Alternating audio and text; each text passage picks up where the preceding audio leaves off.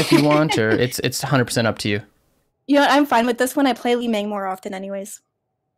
Okay, so Li-Ming against the double Fire Masters. We've got Stukov and Greymane and Johanna.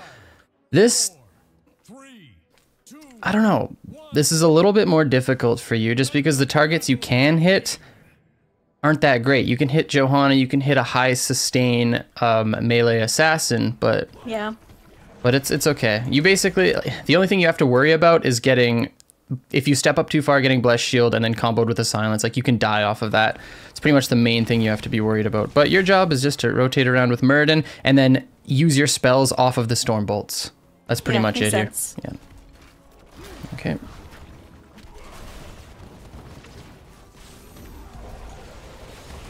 And power hungry, so collecting globes too, obviously.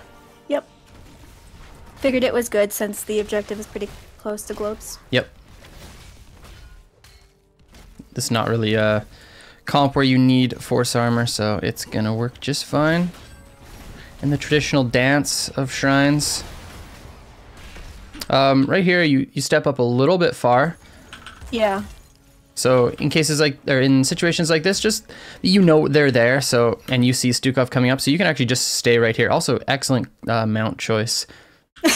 Yeah, perfect. Thanks. Because yeah, right now you should probably just be right around here and then looking for Muradin. He lands a Stormbolt. If you're here, boom, this is an instant orb and your missiles right there. Full combination onto the Stukov. It would have been perfect, but that's okay. You didn't get yourself into too much trouble. Okay, let me look at this too.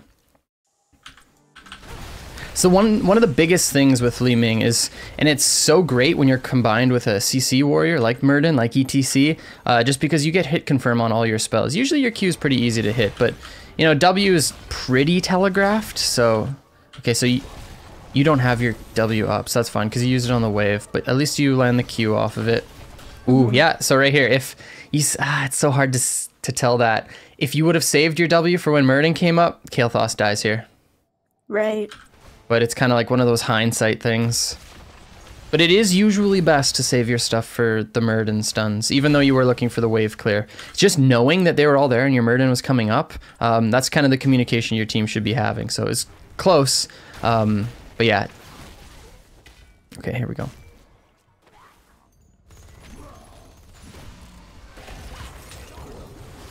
I have no idea how this game goes either. It's a little bit of a mystery. Okay, here we go. Yep. Boom, perfect, just like that. I teleported in there because I was too used to having Calamity. Yep. No, that happens to like every Li-Ming player.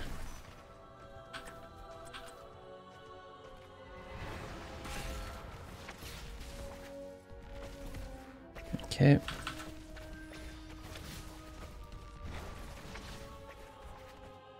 Do you have any like personal criticisms on yourself? Like, what do you think your biggest weaknesses are as a player?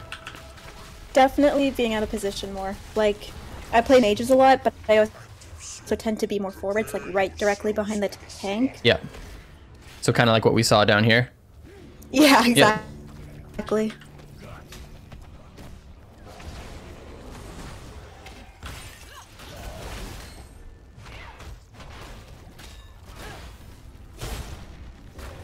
This is all fine, playing nice and safe. Okay, first shrine, this is going to be the big one. So our Tychus isn't coming yet, but it's fine because we have bottom lane pushed out. They're going to lose a lot right away. But they have a comp that definitely is easier for them to stay on the point. You know, they've got the Johanna for control. They've got Ragnaros. He does really well on the shrine. But at the same time, we've got Sustain and Lucio and Sonya, so I don't know, it could be pretty even.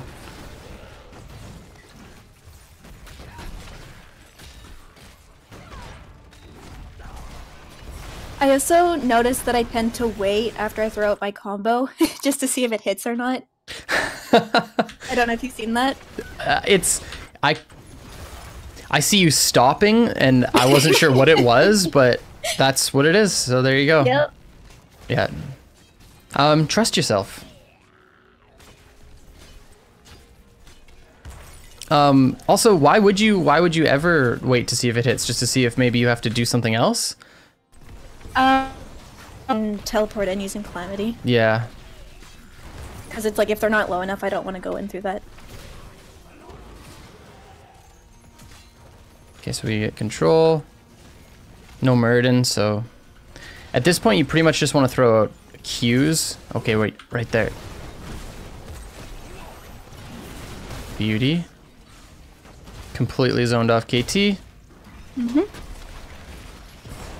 It's weird playing Li-Ming on these shrines just because a lot of your spells get blocked. Yeah, especially by the minions.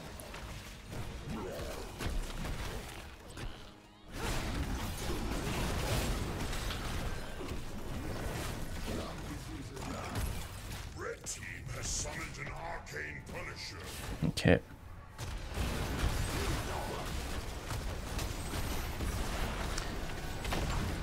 Dang. I think this is the first community coaching game where there's 0 kills by 5 minutes. Or 0 deaths, so. Red team's punisher has been slain. It's not the biggest thing in the world because you have Lucio for the sustain, but getting hit by the, I guess, what are they, arcane torrents, whatever you want to call them. You can usually just stay out of those, but I don't even know if that's worth mentioning. Oh, the magic missile? Yeah, whatever. Like her Q? Oh, no, sorry, what the arcane punisher uses on the ground. Those circles. Oh, the arcane punisher. Yeah.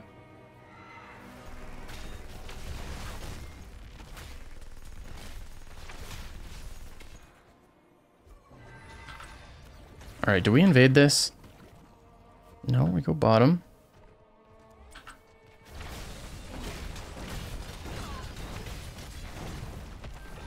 Okay, so far nothing positionally that we can find yet.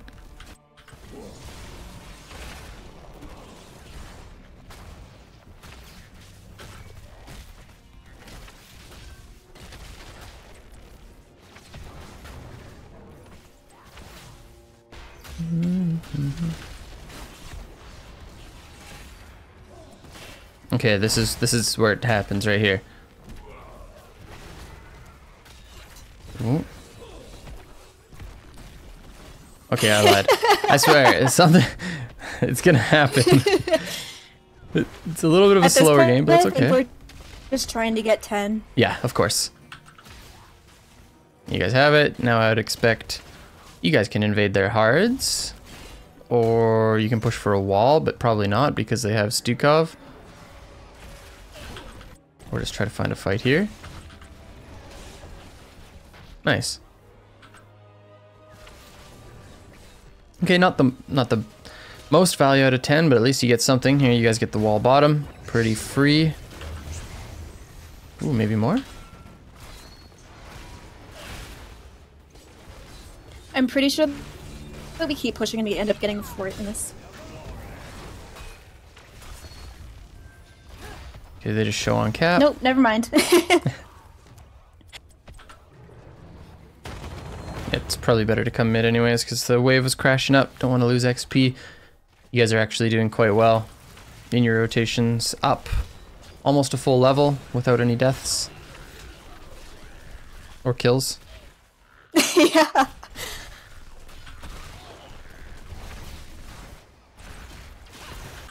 It might even be better here if you focus your W's down onto the wave instead of standing up where you are. Just to try to generate pressure in the lane too. Because like right now you throw your W in just a second. Right over here. I guess it gets a little bit of chunk damage, but it's also really important for you to, you were talking about controlling globes. So if your W actually just hits here, you clear the wave and then you can grab your globe, which procs your level 1 talent. And then you have additional damage on the shrine. Just something worth thinking about. Li-Ming's really good in these scenarios where you can actually hit the wave at those angles, especially considering how you guys had shrine control.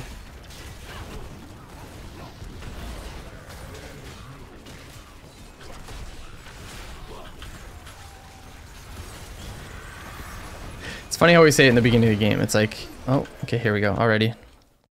There's like not a whole lot of good targets for you to throw spells at. It's like you just toss it at the Johanna, but then she's just gonna Iron Skin it, and it's like, okay, cool. Resident Sleeper. Yeah, exactly. Yeah, here, just stepped up too far. Your warrior's below you. this is the problem that you were talking about, just being a little bit out of position. And with no cleanse, it's even more important that you kind of stay behind your warriors. For sure. But you don't die off of it, so it's fine. Quick reaction with your teleport.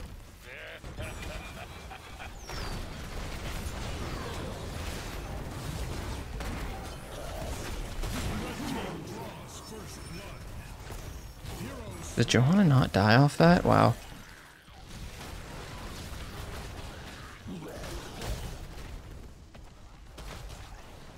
Let me look at this again. We get kind of separated. Yeah. And just like here in general, you're looking for auto attacks mainly, which is getting you chunked out so hard. I'm not even sure if you're getting a lot of auto attacks. So there's one. Combo goes out. Oh, it just misses Stukov too. But then you blink in to the KT damage. And one auto attack, another auto attack. But I guess that's fine because dominance. Or calamity. That's what you were trying to do. You don't have dominance. Yeah. Okay, one sec. Let me look at this one more time. It just feels like we took way too much damage. I This, step into the KT. look how close this is. Convection. Yeah, That's ridiculous. like so close. Yeah, right here. You step into the flame strike and a little bit of splash damage from Sulfuras. I guess it does get kind of equalized because of your dominance, but Still not fantastic. no. And here, the only thing I'm thinking of is I think you can weave in some auto attacks, but at the same time, he might just kill you. So I'm not. That's not Yeah. even worth mentioning. I Okay. was completely out of mana, so I kind of wanted to take the safe road. Yeah. Blue team has summoned the Mortar Punisher.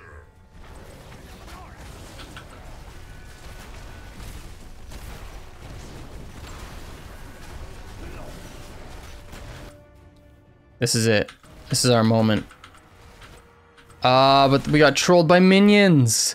Okay, so with this Punisher, you should absolutely be saving your full combination and waiting for the Punisher stun to unleash both your spells. Like here, you kind of get trolled because of this last minion.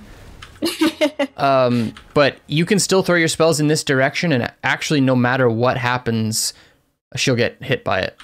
So like right here, toss your spells up here, and she'll get hit by it. It's that minion that was super troll, but if you guys focus on clearing the wave beforehand, you would have been able to find your combo off of the stun, but it still wouldn't have killed her, but it's something you want to be Get some looking for. decent damage. Yeah. That's like one of the biggest things about playing Li-Ming is just finding everything that you can combo your spells off of. Because her spells are so easy to dodge. Probably the easiest abilities to dodge in the game because all of them shoot in a straight line if you want to gain any effect. Like if you just, you know, put your cursor in close to your body when you use Q, yeah, it shoots out 3 in like random directions, but they do like literally no damage. So if Li-Ming wants to do a lot of damage to the target, she pretty much has to send them out in a straight line, which means that if you just move perpendicular to Li-Ming, at any point you should be able to dodge it really well. So that's why hard CC is just so darn good with her. Wait, this should be... oh, never mind. If you guys... or if Murden was a little bit faster there, I think that's a free kill.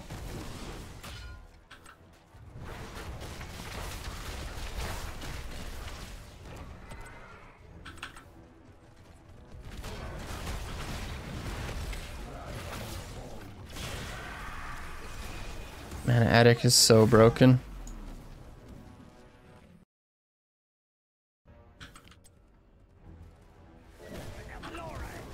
So I think here, like, this is good. We get the stun. Both your spells come out like that. Do you interrupt? Okay, no. I think blinking in like this and looking for more damage is just a bit of a mistake just because Flailing Swipe is still up. So no matter what, even if you like walk in to get some more damage onto KT, you just get swiped away. And you pushing up that far blows Sound Barrier in what should have just been a free Mana Addict and Phoenix. Yeah, we should have just backed off. Yep.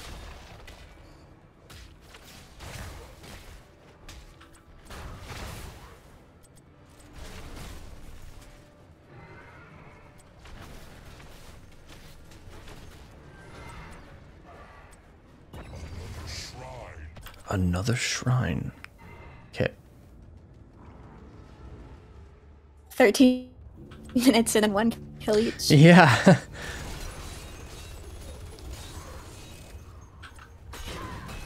It's a bit of a slower game, but that's okay because there's still things that we can focus on in team fights. And so far, like, it's even just good for you. Yes, you said before we really got into this that you think your positioning is a problem, but being able to actually see this and then see ways where you can kind of fix it is super valuable to you, even though, you know, it's not the fastest paced game or anything like that. Yeah.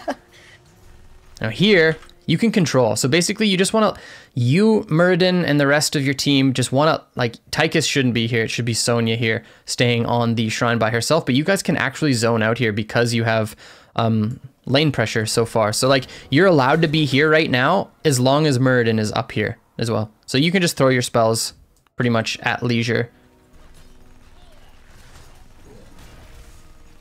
So if Muradin moves back, I should move back as well. Yes. But we shouldn't have to fight back on here. Like, Tychus does very little to the shrine. Pretty much everyone on our team does very little to the shrine. We do not have like a shrine control comp. We have a pick comp, and anti-warrior, you know, because we have the Tychus. But Muradin could have just been up here for free. Like, they don't kill Muradin at all. We have sound barrier. If they decide to walk up and blessed plus sulfurous, it's like, it's a Muradin, you know, he's going to avatar off of it. He's not going to die. And even if he comes close to dying, we can sound barrier and then re-engage. But your team basically just gave them a way back in, because you should have just been able to clear this wave again and then have it crash back into them and then have you just poke with Q. But so far, you've been positioning much better here.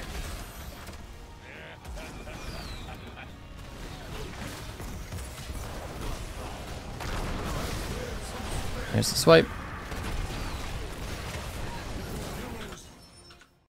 Do you get in there again? Okay.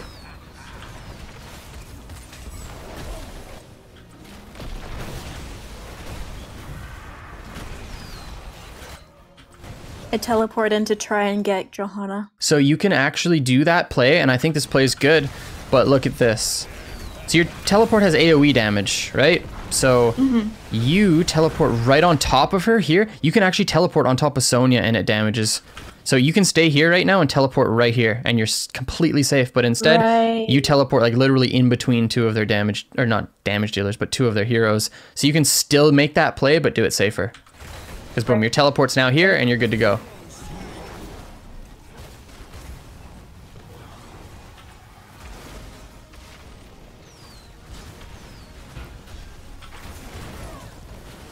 And get back on the shrine. It's a scary moment for the team in red, level 16s.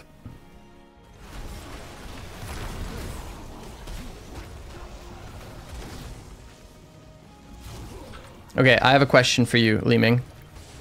Yes. So we're going to be pushing into this fort 16. Considering their comp, what is like the main thing you want to be looking for while you're pushing into this fort? The Punisher. Sorry, pardon me, you kind of broke up.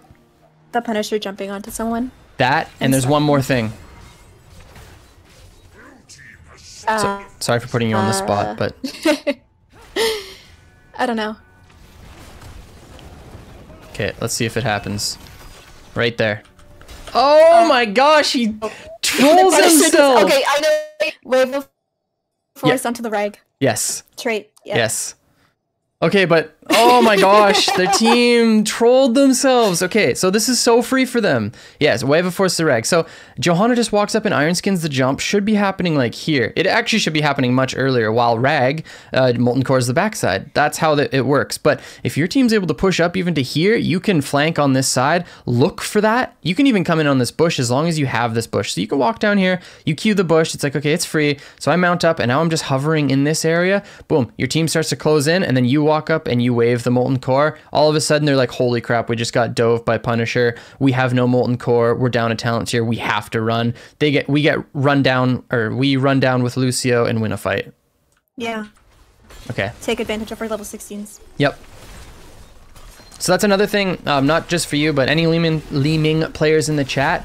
When you go wave of force like this, just always analyze the enemy team and find out what is the most valuable thing to knock back, to interrupt. So here you would look at it and it's like, okay, so Molten Core and Lurking Arm. Those are pretty much the two big ones, right? Aside from just using it in your burst combination, because, you know, if Muradin finds a stun onto the Kael'thas and he doesn't have his Mana Addict ready, you just WQ ER just to try to blow them up, right? But aside from that, you should always be looking at what you can interrupt. Oh boy, it's a tragedy for the team in red.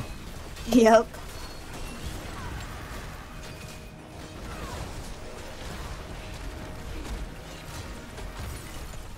Holy moly. Just getting bodied by the cocktails. Okay, how does this happen? Yeah, they're brutal.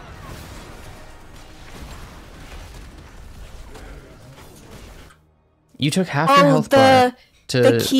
The keep targets me, I remember this. Ooh. Okay, so first off, you take half your health bar to the Phoenix. You can avoid this by just... Because you teleport in, right? For no damage, I believe. Right here. Boom. Don't you teleport? Oh, no, you just walk in. You can just walk over this way. Oh, no, but then it's going to attack you. I'm pretty sure you have to stay out of range of this thing just until somebody starts tanking the keep. Or until Phoenix times out, but... Because, like, you can do what you're doing right now onto the... Because you're looking for those spells onto Johanna, I believe. Even though they didn't connect, you can still hit her from here.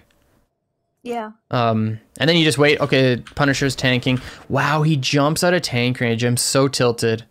You actually did wait for it, but you got trolled by... Okay. This is actually... It's not as much your fault as it is RNG here. Like, that's so unfortunate. He jumps onto Johanna right there and then breaks aggro and then hits you because you're the closest target at that point. Yeah. Both of my tanks were in range of the keep as well. So. Yeah. No matter. You get the keep.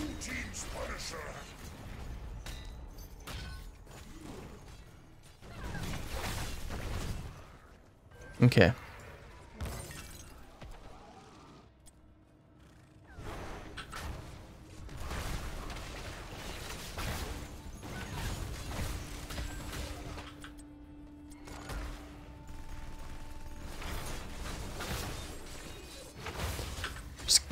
Cleaning up the map, pushing out. You guys can get a fort, maybe? Yeah, this is... Ooh, I guess you guys don't see Greymane, so it doesn't look as free to you as it does to us.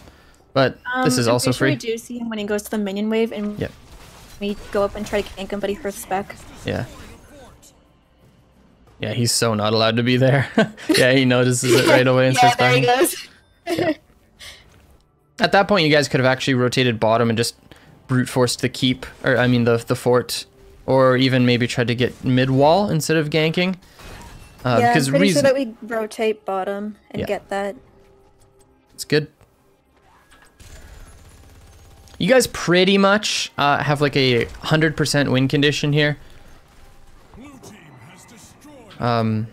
Because you're so close to level 20, right? And you have keep down top side. You literally just cap your bruiser camp and then just AFK and don't play Heroes of the Storm and you win. Right, like, because top's just going to push out so hard, it'll actually end the game by itself unless they send somebody to respond to it. So if your team just gets 20 and plays not super safe, but just, you know, doesn't make any unreasonable risks, you guys just win this game. Pretty sure. Plot twists they throw. Dang. Twitch chat. I'm pretty sure that the Punisher get another time.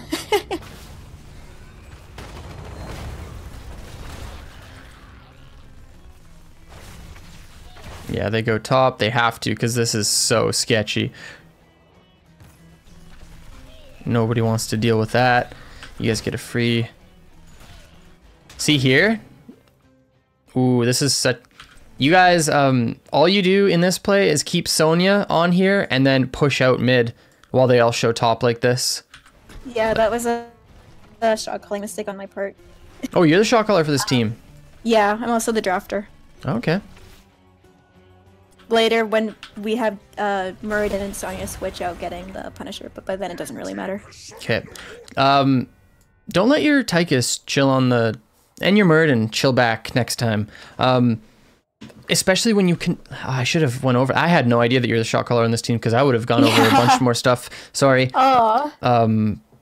That's okay. That's okay. Because dang it. Whatever. It's all good. Hindsight 2020. And I'm sure you'll submit another replay, so I'll know this for the future. Yeah.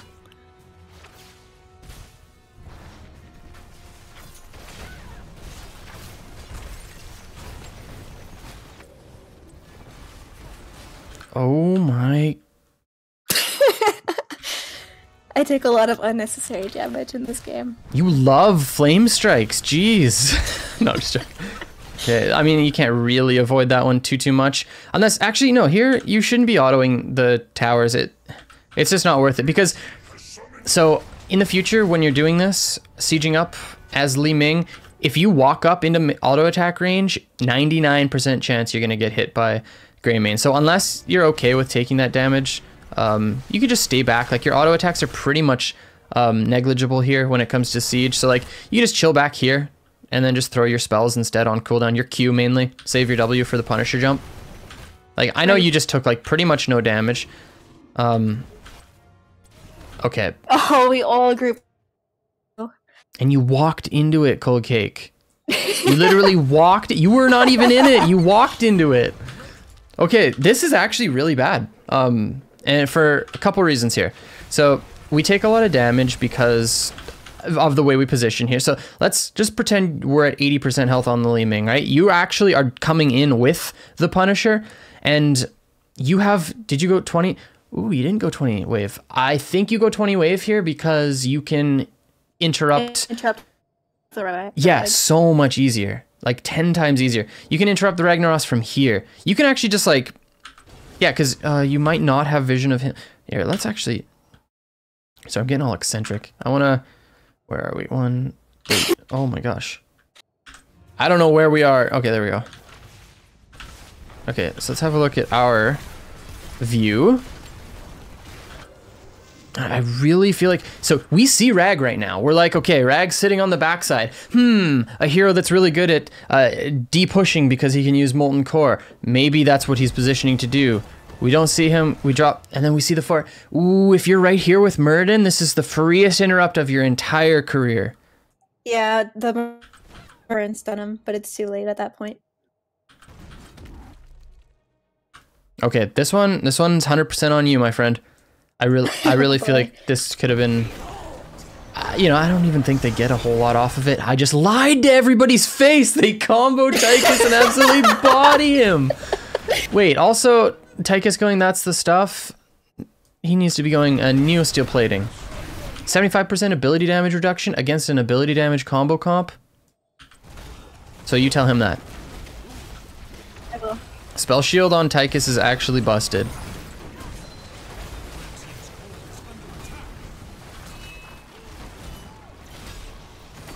Okay, that's actually huge though. We were talking about the interrupt onto Molten Core, and if you would have switched up the 20 talent and found the interrupt, so there's two things. First one, we didn't get the interrupt on the first fort, but we didn't have to because John Cena's a gad. Yep. But the thing is you didn't even position to find it, and you didn't even use the ability as if you were trying to find it. So it's twofold. The fact that you weren't looking for it is bad, and I think you can look to change that up in future games. And then on this one, again, just you weren't positioned for it, A, and B, you didn't attempt to use the spells to find it. And of course, we didn't go the 20 talent that helps us with that win condition. Because honestly, with this kind of a lead, you interrupting that Molten Core is literally life or death for the enemy team. I know that, and if you interrupt it here, Tychus lives. I'm not saying that you're the reason why Tychus died. Tychus shouldn't have been here in the first place. But yeah, the fact that, wait, he's Big Red Button too. He should have just been sieging the whole time. Ooh, I'm mad. No, I'm no, but yeah, Tychus should have been back here using Big Red Button and just completely sieging like safely. And yeah, you could have totally interrupted that one, and that was just like 100% end of the game for sure. Right. That's okay. Like, those are really easy things to fix. So you use your ult on the wave. I think that's appropriate here. Because pushing in this wave is actually huge, because then the Katas will get onto it. Even though this looks, you know, pretty grim for the enemy team. Yeah. Yeah, that's game. Okay, so those are the major ones. Definitely positioning up too far. You as Li-Ming, you can land your full combination from a a considerable distance. And yeah, I think that if you're able to change that up, better teams, and I'm not saying these guys aren't good, I don't know anything about them, but better teams will be able to capitalize on your positional mistakes that way.